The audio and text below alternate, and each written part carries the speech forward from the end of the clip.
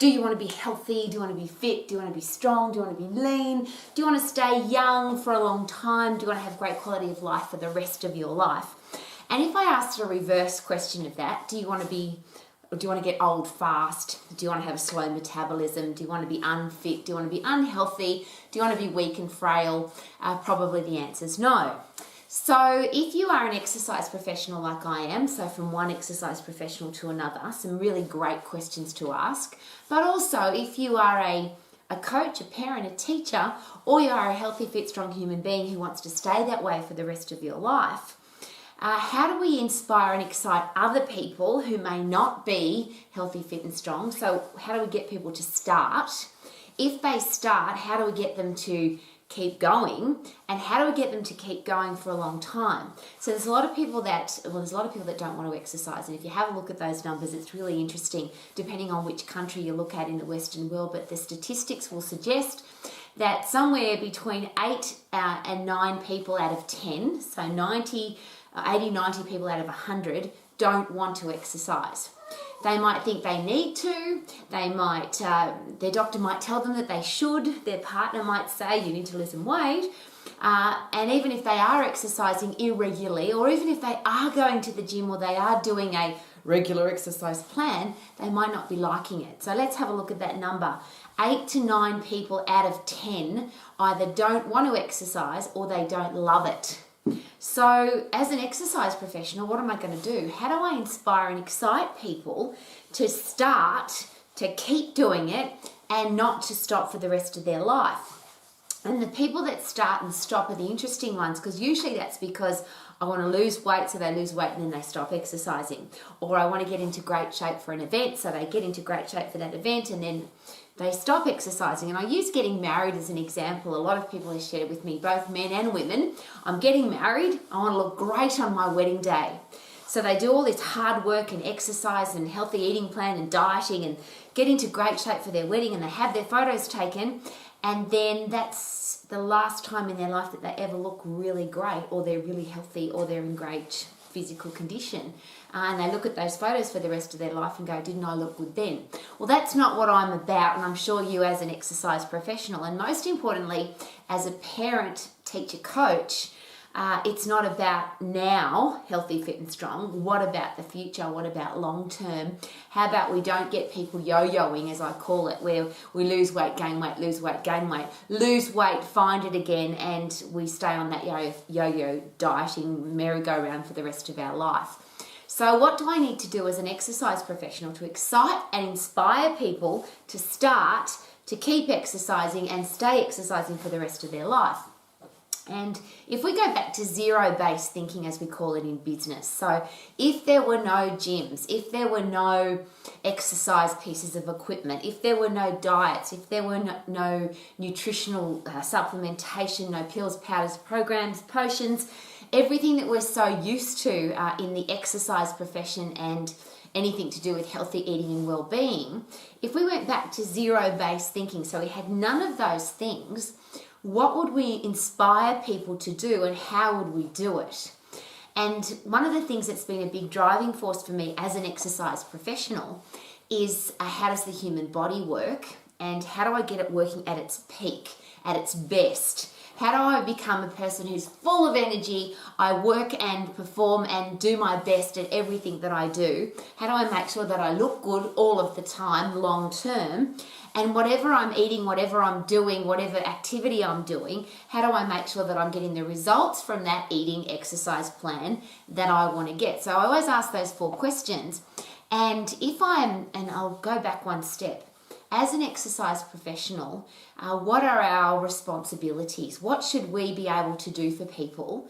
And if we had no tools, if we had no toys to play with, if we had no pieces of equipment or facilities or anything to be able to inspire and excite people with, could we do it with nothing? So if there were no gyms, no equipment, no diets, what would we be able to do to get people healthy, fit and strong and stay that way for the rest of their life?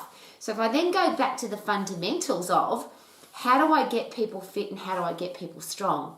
And I'm asking that question because I believe as an exercise professional, I think there's 3 responsibilities, and those 2 responsibilities are incredibly important. And then the third one is about each individual person. So let's just cover them off. Without any gyms, exercise programs, diets, nutritional plans, supplementation, no toys, just what are the fundamentals? And if we want to understand the fundamentals, would we have to go back to basics, which is how does the human body work? Which as an exercise professional, I think again is our responsibility. Should we understand how the human body works? Not just from that little tinkling noise you can hear on my tiles. That's my puppy dog, Brutus, who's 20 years of age. And talk about living long and strong and having great quality of life. I wish the quality of life that he's had, I wish for everybody. And we often joke at our house, wouldn't it be great to come back if you believe in any kind of reincarnation? Wouldn't it be great to come back as one of Rowie's or K-Man's puppy dogs? Because at our house, it's all about high performance, high energy, fresh air and sunshine, positive attitude, and making sure that you are those 4 things that I always talk about. Performing at your best, a stack of energy, you love the way you look, and you're getting the results that you want from your eating and exercise plan. Now, I don't think Brutus cares how he looks, but obviously what he's been doing has worked incredibly well for him, because most puppy dogs don't live to be 20 and with such great quality of life. So what's that got to do with humans? How do I get fit? How do I get strong? Are the fundamentals of anatomy and physiology. So I always ask these questions, of course, of an exercise professional, and I ask of myself daily. But if you're a coach, a parent, a teacher, or if you are a person who wants to be healthy, fit, and strong, should we know and understand the fundamentals of what exercise does for the human body, or the reverse of that? If I want to be fit and if I want to be strong, how does that happen inside my body? So if you start with the inside, you've got the skeletal system, the muscular system, the central nervous system, and the endocrine system, which fires up your muscular and skeletal system. Obviously the cardiovascular and respiratory system, which is your heart and lungs and blood flow and oxygen supply. The digestive system, which is how to feed everything or put everything into your body that your body needs, vitamins, minerals, phytochemicals, fiber, antioxidants. And then one that's really interesting now as a human race, should we really understand how the immune system works? So if we want to stay healthy, so we can fight germs, bugs, viruses, and diseases, if we want to have a body that everything that the world throws at it, whether man manufactures a virus, or we're just attacked by some weird food poisoning or something that happens to us, should we have a human body that can handle any of the junk, rubbish, germs, bugs, viruses, and diseases that the world is now throwing at us? And if we've got a strong immune system, which is built inside our bones, and I always get really excited about that, because we talk about the skeletal system as exercise professionals, but if I've got strong muscles pulling on my strong bones, is it possible then that I'll have a strong immune system? And isn't that exciting? So if there's 3 things that an exercise professional should know and understand, and if you're a coach, a parent, a teacher, or somebody who wants to be healthy, fit, and strong for the rest of your life, should we understand how to get fit and how to get strong? What makes the body fit and what makes the body strong? So if you are a max exercise professional, that's the first 2 big parts of your max program. And there's only 3 parts, but the first part is, how do I get the human body fit? If the whole world right now, every single human being in the world, was as fit as we could possibly be, so our heart and lungs were fit, we were pumping oxygen, blood, vitamins, minerals, phytochemicals, antioxidants through our body, how different would everybody's life be if I was really fit? Think about hair, skin, nails, eyes, posture, energy. How would my brain be working? Would I have a stronger immune system? So that's from a fitness point of view. But if I want to get, I get excited. If I want to get fit, I have to be strong, because to get fit, I've got to get puffed. And the beautiful thing about the respiratory and cardiovascular system, it's blind. It doesn't have any eyes. So it doesn't know what we're doing to get puffed. So whether we want to go dancing or biking or hiking or doing a martial art or playing a sport or punching, kicking, cross-trainer, treadmill, rowing machine, doesn't matter as long as we're getting puffed. And when I say puffed, to make change in your body, do you want to work at 50% effort? Do you think that's going to work? What kind of result will I get if I put in 50% effort versus what will be the return on my investment if I put in 100% effort? And that's where I get really excited, because if I get puffed, I make 100% change to the inside of my body. My respiratory and cardiovascular system has to work as hard as it possibly can because I'm putting in 100% effort. Now, I then have to fire up my central nervous system and my endocrine system to make that happen. And then if I put in 100% effort, I get 100% result. But the really exciting thing, if I go back to my zero-based thinking, for the 90% of people that don't like to exercise, to get puffed at 100% effort is about 10 seconds. As we know as exercise professionals, there's 3 energy systems in the body. We have the phosphate system, the lactate system, and the aerobic system. And if you work in that first system, the phosphate system, the firing, think phosphate firing, if you work in that first 10 seconds, that's where you have to put in 100% effort, otherwise you won't be using your phosphate system. And it is actually designed for when we were fighters, hunters, we had to survive. We either had to run away, sprint from the animal, not jog away, not walk away. We had to sprint away from the wild animal that was chasing us or the wild tribe that was chasing us, or we had to turn and fight it. So we only had a very short period of time to fire up the body, and we had to go from 0 to 100% in a really short period of time. So how does that relate to exercise? Why do we give people such long, boring exercise programs where they're working at 40, 50, 60% effort, when if we put in 100% effort, we get 100% return on our investment?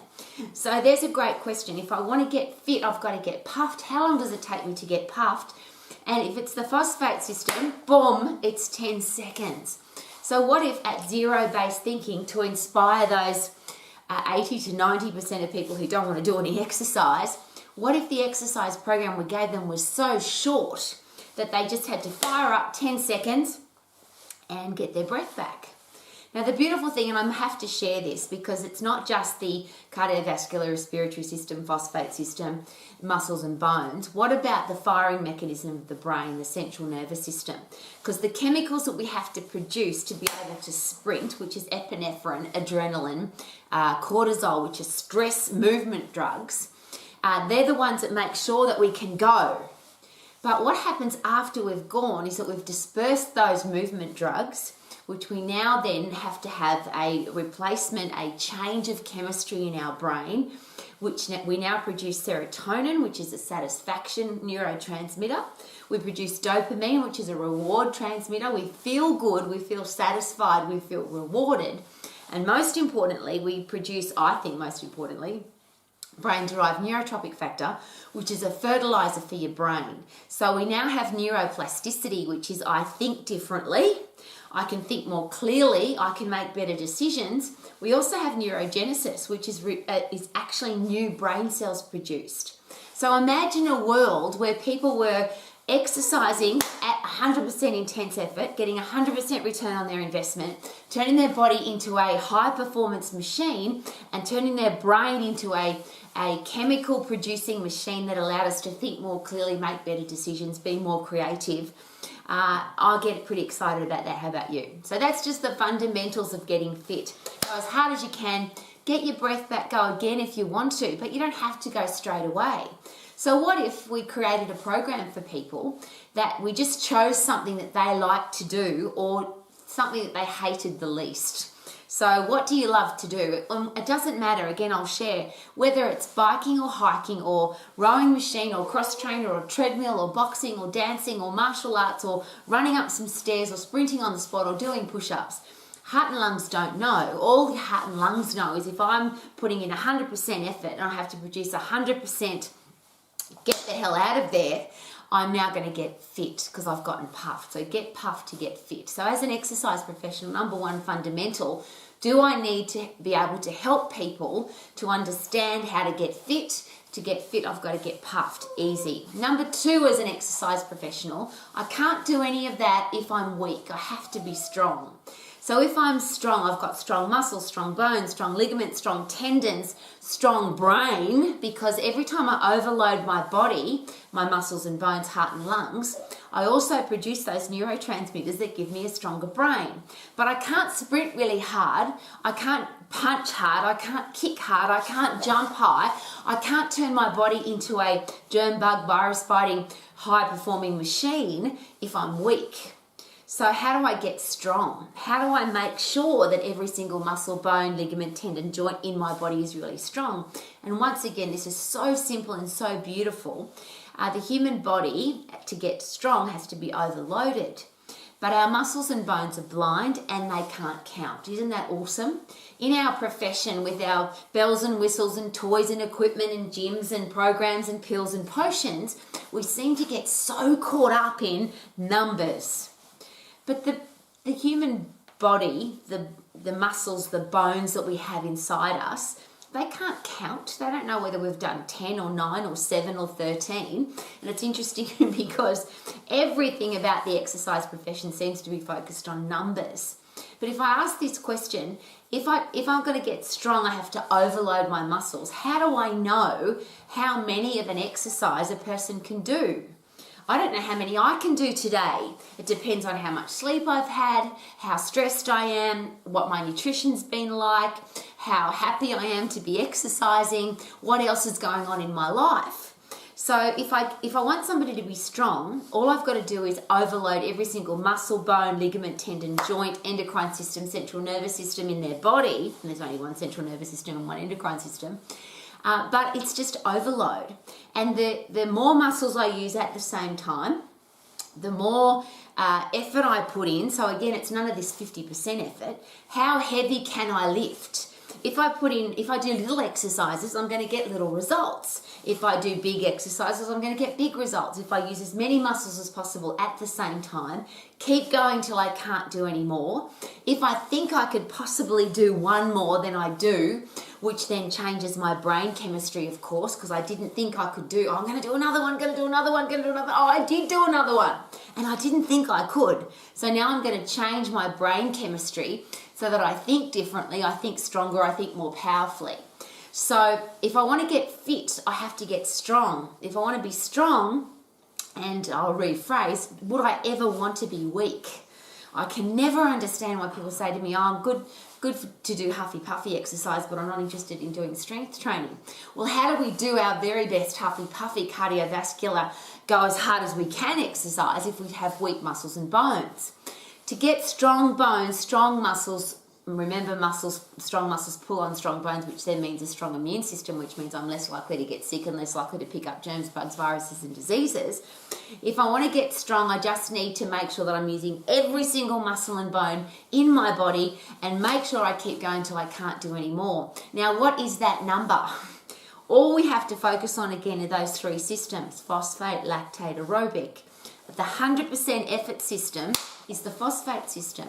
So if I want to get really strong, I've got to work in that 100% system, which means I'm going to be going for about 10 seconds, which means how many exercises can I do? I always laugh. I literally laugh now as an exercise professional because so many people talk about 3 sets of 10, or you've got to go to do 5 sets of 8, or you've got to go to the gym for an hour, or you've got to do 27 exercises. How about we pick the exercises that work as many muscles as possible at the same time? How about we keep going till we can't do any more? How about we stay in the energy system that's going to give us the best results, which is around about the 10 seconds, which means I'm not going to lift lightweight, because if I lift lightweight, I'm going to keep going and going and going and going. And apart from being bored to tears, I won't be overloading my muscles. To overload, I've got to lift more than I think I can. So at the start, if we go back to basics, what do I do? What's the best way to exercise? Let's pick a weight, any weight, and let's do an exercise that's going to use as many muscles as possible, which of course, there's really only 3 movement patterns in the human body. We can push, we can pull, and we can lower our body down and get back up again. So I'll use just one exercise as an example. If I've got something really heavy on the ground and I pick it up, so I bend down and really slow and controlled, because if I do it fast, I'll get injured. If I get injured, I can't do anything. If I don't hold it close to my body, I'm going to put too much stress on my joints. So if I pick up something really heavy up off the ground and I lift it and I put it back down again, think about the muscles and bones that I'm using. I'm using my hands, my forearms, my upper arms, my shoulders, my upper back. Obviously, I'm using my chest because, and I'll just use that as an example. If you've ever had any kind of injury with your upper body and you try and lift something up off the ground, it'll tell you pretty quickly that you're using even if you think you're just using your legs, you can't pick something up off the ground without using all of your upper body muscles as well. The interesting one is the abdominals and lower back. We always talk about the core, which, by the way, is not an anatomical term. It's just been made up by somebody, I don't know who. But the human body is designed to work in the upright position, and the muscles that hold us in the upright position are our abdominal muscles working in conjunction with our lower back muscles to hold us upright. So if I bend down and bend my knees, pick up something up off the ground, obviously my abdominals and my lower back muscles are going to be working incredibly hard, because otherwise I'd fall over. And if it's heavy, the thing that I'm lifting up off the ground, my abdominals have to work as hard as they will ever work, because that's the functional position for abdominals. We never ever do anything lying on the ground as humans. The only thing that we're good for lying down is sleeping. And ultimately, there's only two positions for the human body, lying down and standing up. I don't know who invented the sitting position, and it's not a position that the human body works well in. Our brain works 7% better in the upright position. Medical professionals will share with us, the neuroscientists. The exercise physiologists and the people that count metabolisms and calories and base metabolic rates will tell us that we burn 7% more calories in the upright position. So the brain works better, the body works better, and every single muscle in your body has to work harder to hold you in the upright position. And that's obvious because a lot of people sit down because they get tired. I get tired because I have to use more muscles in the upright position. So if I'm using every single muscle in my body, and let's think about that, I'm picking something heavy up off the ground, I keep lifting and I put it down, I lift it, I put it down, I'm using every single muscle in my body, I keep going till I can't do any more. If I can do more than 10 seconds, I've got to lift a heavier weight. Otherwise, I'm going to get bored and I'm going to be in the wrong system for getting 100% results. So I'm not going to be doing very many of those. So let's wrap that all up. How do I get strong? Lift heavy and don't lift very many. How do I get fit? Go as hard as you can, which isn't for very long. And how long do I need to do that for? Well, you might do 10 seconds, get your breath back, and do another 10 seconds in an hour's time, and do another 10 seconds in 2 hours' time, and do another 10 seconds in 5 hours' time. Or you might say, I've got 20 minutes to exercise or 30 minutes to exercise. So I'm going to go as hard as I can, get my breath back, go as hard as I can, get my breath back, go as hard as I can, get my breath back, which means I still might be exercising for 20 or 30 minutes, but I'm working at 100%. Every time I go, I'm putting in 100% effort. And I'm going to use this really cool analogy, which I use all the time. One of the challenges with the programs that we give people to get fit, 100% effort, 100% result. But if I haven't fully recovered from my 100% effort, I can't then put in another 100% effort. I have to wait till I'm fully recovered. Muscles are the same. But the differences between the heart and lungs, the phosphate system for sprinting, is I can recover that very quickly.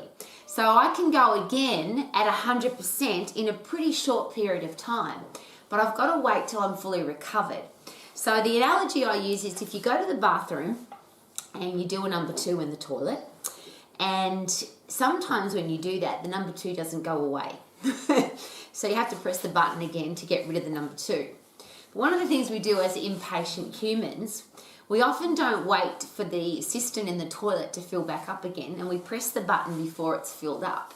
And of course, we don't then get a full flush, so we then can't get rid of the number 2 out of the toilet. If you want full pressure from your toilet, you've got to wait till the cistern fills back up again. Well, the phosphate system in your human body is exactly the same. Go as hard as you possibly can, but don't go again until you've fully recovered, you've got your heart rate back to normal, so that you can put in another 100% effort. If you go and you're still puffing, you won't be able to put that 100% in again. So you put in 50% effort, you get 50% result. So how do I get people fit? Get them puffed and recover, puffed and recover. How do I get people strong? Lift as heavy as I can, do as many as I can, use as many muscles at the same time as I possibly can, and then I have to recover. Muscles are slightly different though than the phosphate system from your cardiovascular and puffy heart pumping, is that when we lift something heavy, we're not getting stronger when we're lifting. We actually break down or put micro tears in the muscle fibers, which is a good thing, because what happens is when they break down, they then have to recover, regenerate, and then super compensate, one of my favorite words. So really interesting thing to take note of. How often do I need to exercise, or how often do I need to lift heavy things? Huffy puffy I can do 20, 30, 40, 50 times throughout the day. I've just got to get puffed, wait till I recover, get puffed, wait till I recover. But the muscular system, those little tiny micro tears, they have to recover, regenerate, and then get stronger, super compensate. So how do I know that I'm getting stronger? Well, that's easy, isn't it? I can lift heavier. So if I lift something and then I go and lift again in 2 or 3 days' time, if I can't lift heavier, I haven't super compensated. And it seems to be that, again, that hang up in the exercise profession where we go by numbers, 3 days a week, 3 sets of 10, 15 exercises. Why? My muscles, my muscular system, my skeletal system, my muscles and bones can't count. They don't know how many exercises I do. All my body knows is I need to use every single muscle, bone, ligament, tendon and joint. I need to fire up my endocrine system, fire up my central nervous system, and then give it time to recover. How do I know I've recovered? I can lift heavier than I did last time. The beautiful thing about the huffy puffy system, how do I know I'm getting fitter? When you get really puffed, it takes a time period for that phosphate system to recover, for your heart rate to go back to normal. But if I get really puffed and it takes me 3-4 minutes for my heart rate to get back to normal, but the next time I get puffed, it takes me 20 seconds to get back to normal, or 1 minute to get back to normal. Whatever that time frame is from the last time I got puffed, if that's getting shorter and shorter, I'm obviously getting fitter and fitter. So number 1 is my resting heart rate. That will come down as I get fitter. And number 2, the time frame it takes me to recover from 100% effort. So get puffed. How long does it take me to get my heart rate back to normal? As that time frame gets shorter, that means I'm getting fitter. Now, why is this so important? And as an exercise professional, if I get people really fit and I get people really strong, how different will their life be? But the third part of being an exercise professional is this. Is it possible that every person that we come in contact with, every human being that comes into our life, is a different individual, unique human being? So there's some fundamentals to get fit, you've got to get puffed. Some fundamentals to getting strong, you've got to overload every single muscle and bone in your body. But that process is different for each individual person. Some people like to run, some people like to punch, some people like to play sport, some people like to go skiing. Doesn't matter what people love to do, let's just get them puffed doing it. Or let's get them really puffed doing something so they can go and do all those things that they want to do. But I have to customize, tailor and personalize an exercise program for each individual person. So we often get caught up in, as the question I asked at the start, what if there were no bells, whistles, toys, gym equipment, exercises, pills, programs, potions, the whole lot of stuff that the exercise profession uses to inspire people to exercise? What if we went back to zero-based thinking? How do I get people fit? How do I get people strong? And then most importantly, how do I customize and tailor and personalize getting fit and getting strong to each individual person? And I'll just ask some very simple questions from my heart to yours as an exercise professional.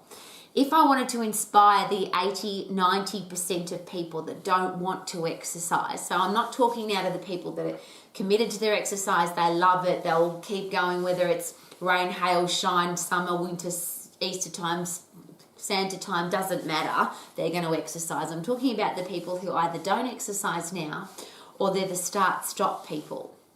If I wanted to inspire those people to exercise, to get fit and strong and stay that way for the rest of their life, would I give them a long program or a short program? Would I give them an exercise program that fits in with their lifestyle or doesn't fit in with their lifestyle? Would I give them foods to eat that they love or foods to eat they don't love? It's one of those really interesting things about food, and that's a whole nother story. But it seems in the exercise profession we tell people what they can't have, mustn't have, don't have, shouldn't have, instead of asking people, what do you love to eat and what don't you love to eat and why are you eating the way you are at the moment? Would I give somebody 27 exercises to do or 15 exercises to do? Or would I aim to give them as little as possible? And here's a great question. What is the least amount of exercise I can do for every human being to make sure that they're fit and strong? And this is where it's an interesting question, because even if you are a person who's in that 10% group who loves to exercise and you would never miss a day and you love going to the gym 7 days a week and you love doing 27 exercises and 3 sets of 10 and you would never miss, is it possible that there'll come a day, one day, that maybe you're busy or you've got kids or your job takes you somewhere where there's no gym or you don't have the time to exercise because life is different than it is at the moment?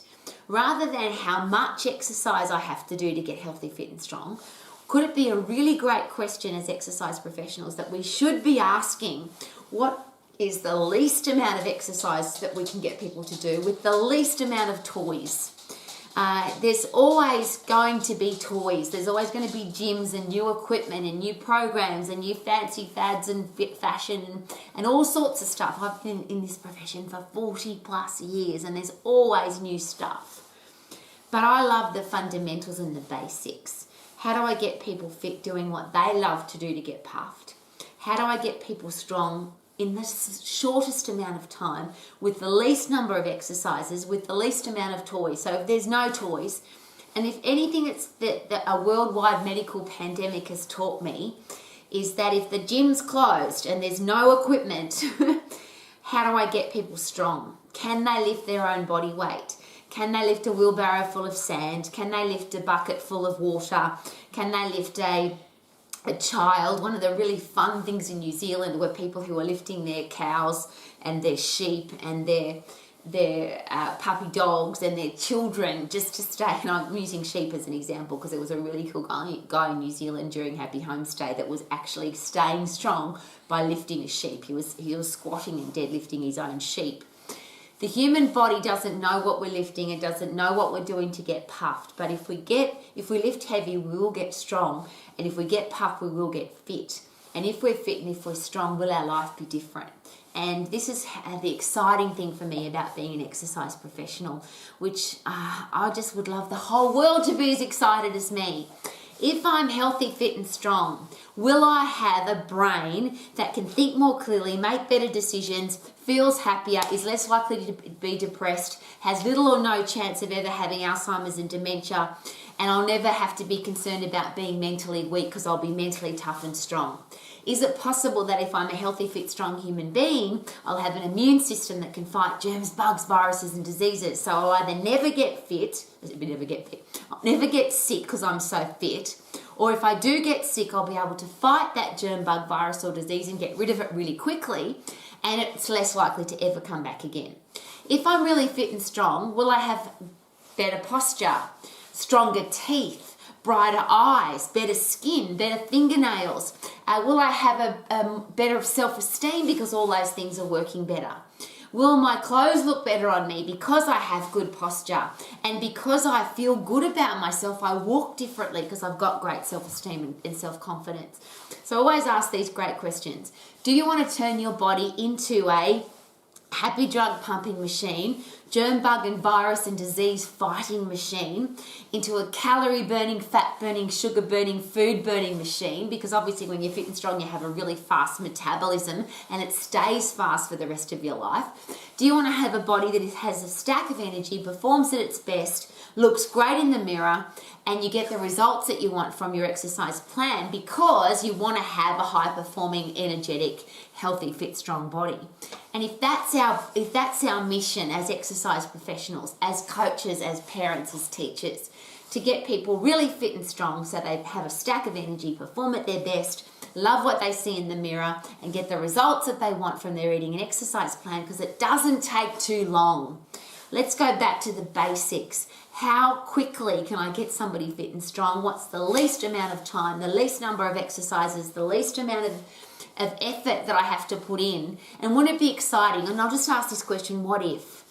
What if we could get so fit and strong that our body would be a germ, virus fighting, bug fighting machine, calorie burning machine, high energy, high performance machine, and all we had to do was 10 seconds of huffy puffy exercise several times throughout the day, and to lift something heavy one, maybe 2 times every week, because we need the time to recover.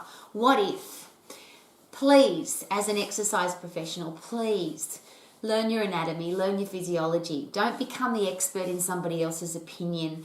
Don't regurgitate somebody else's opinion.